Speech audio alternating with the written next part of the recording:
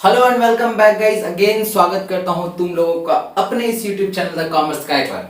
हम लोग आज के इस वीडियो में methods of valuation of goodwill करने वाले हैं। प्रीवियस क्लास में हम लोगों ने गुडविल से रिलेटेड सारे थ्योरीज को क्लियर कर लिया था। तो आओ आज देखते हैं क्या है methods of valuation of goodwill.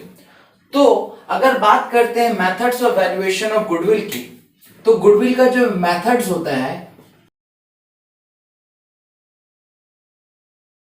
ये, तो टोटल वैल्यूएशन ऑफ गुडविल के मेथड कितने होते हैं तीन।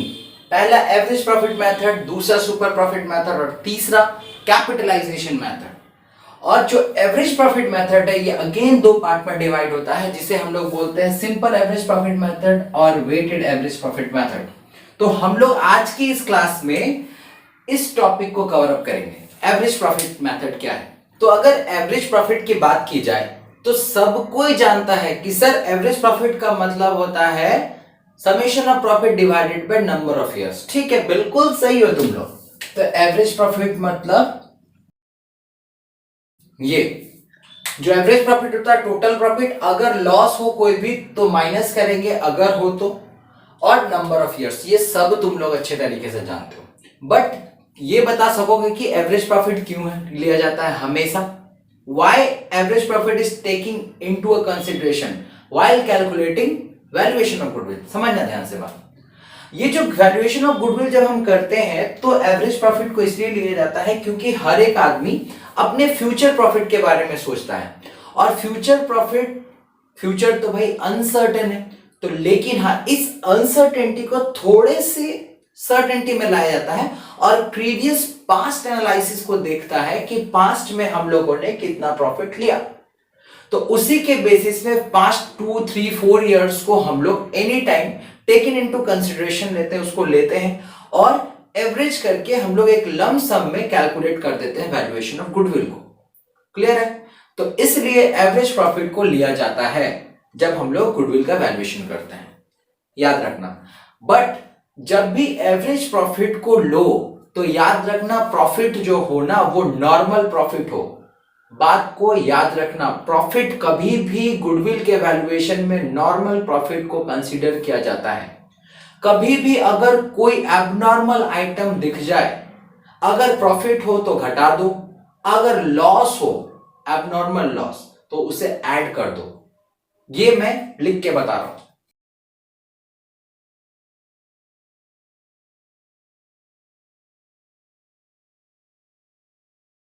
डन।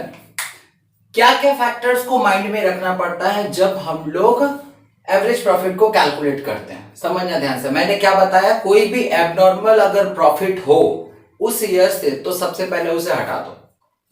एबनॉर्मल इनकम और profit of a year should be deducted out of that profit. Profit से हटा दो एबनॉर्मल इनकम को। ठीक है। Abnormal loss of a year should be added back. अगर लॉस हो जाता है, जैसे गुड्स लॉस बाय फायर हो गया, लॉस बाय थेफ्ट हो गया, तुम तो जानते नहीं थे ना कि तुम्हारा प्रॉफिट घटेगा या बढ़ेगा। ऑब्वियसली घटेगा क्योंकि लॉस होगा। बट क्या वो नॉर्मल कंसीडरेशन में था? क्या वो रेकरिंग नेचर का था? नहीं था। तो इसलिए उसे ऐड बैक कर लो। क्लियर है? अगर तुम्हारा next income from investment should be deducted. हमेशा जब भी इनकम फ्रॉम इन्वेस्टमेंट दिख जाए घटा दो, क्योंकि वो इस पार्ट में कभी नहीं आता, मतलब एवरेज प्रॉफिट के पार्ट में कभी नहीं आता। Next, recurring expenses should be deducted from profit. इसका मतलब क्या है? जैसे मैनेजर की कमीशन की बात कर लो, सैलरीज की बात कर लो, ये सारा रेकरिंग इन नेचर है। तो रेकरिंग इन नेचर का मतलब है जो हमेशा नॉर्मल नेचर का होता है और उस प्रॉफिट से घट जाता है। क्लियर है? तो ये सारे फैक्टर्स को दिमाग में रखना पड़ता है। जल्दी से लिख लो। इतने देर तक तो हो गई एवरेज प्रॉफिट की बात। अब बात कर ले वैल्यूएशन ऑफ गुडविल की। तो गुडविल का वैल्यूएशन होता है goodwill equals to average profit. ये एवरेज प्रॉफिट को उठा के ये हमारा यहाँ पे और नंबर ऑफ ईयर परचेज से इनटू करते हैं, वैल्यूएशन ऑफ गुडविल हो गया। करना क्या? ये number of year purchase sir ये है क्या? जस्ट थोड़े से प्रीवियस क्लास में चले जाओ, परचेज गुडविल बोल के एक टर्म मैंने बताया था। उसमें क्या था, एक फर्म दूसरे फर्म को टेक ओवर कर रहा है, तो जो दूसरे फर्म को वो जो टेक ओवर कर रहा है उसका बना बनाया मार्केट था, उसके सारे चीजों को वो लेगा, तो जो दूसरा जो सेलिंग फर्म था वो बोलेगा भाई तू तो मेरा सारा बनाया बनाया मार्केट लेके जा रहा है, तो क्या करो अब तुम मेरा गुडविल का वैल्यूएशन, मेरा इतना दिन का बना बनाया मार्केट था उसको वैल्यू कर दो। मुझे लगता है कि तुम मेरे मार्केट से मतलब मेरे फर्म से तुम 2 या 3 साल एवरेजली यही ले जाता है इससे प्रॉफिट तो तुम मस्त कमाओगे, तो उसी के वैल्यूएशन पे मेरा गुडविल का वैल्यू कर दो। तो बस यही है number of year purchase. Finally valuation of goodwill under average profit method, ये है फॉर्मूला। तो चलो अब एक सवाल कर लेते हैं। सवाल तुम्हारे स्क्रीन में फ्लैश करा, जल्दी से देखो। Sumit purchase Amit business on 1 April 2019, बिल्कुल सही है। एक सेलिंग फर्म है, दूसरा परचेसिंग फर्म है। Goodwill are decided at 2 year purchase, number of year purchase कितना है 2, बात याद रखना। Average profit for the last 4 year, 4 साल का प्रॉफिट दे दिया गया है। 31 मार्च 2016 80,000, 17 1,45,000, 18 1,60,000 और 19 2 लाख। उसके बाद दिखाया गया है books of account reveal that abnormal loss, term याद रखना, abnormal loss debited to profit and loss account in 2016। 2016 मतलब जो 80,000 का प्रॉफिट है उसमें एक एबनॉर्मल लॉस डेबिट किया हुआ है। बी नंबर सेकंड आता है, a fixed asset was sold in the year ended 2017 and gain मतलब प्रॉफिट है 25,000, जो 2017 का प्रॉफिट है दैट इज 1,45,000, उसमें एक प्रॉफिट 25,000 का इंक्लूड है जो फिक्स्ड एसेट सेल करने पे हुआ है। Next 31/3/2018 asset of the firm was not insured due to oversight, देख भूल के मतलब क्या हो गया, भूल हो गई उससे और इंश्योरेंस प्रीमियम वो पे करना भूल गया, कोई दिक्कत नहीं। 15,000 जो इंश्योरेंस प्रीमियम था वो 2018 का प्रॉफिट में था दैट इज 1,60,000, ठीक है। Calculate valuation of goodwill. चलिए अब बोर्ड में सबसे पहले मैंने क्या कहा था, जो एवरेज प्रॉफिट है वो देखो कि क्या नॉर्मल प्रॉफिट है या नहीं है।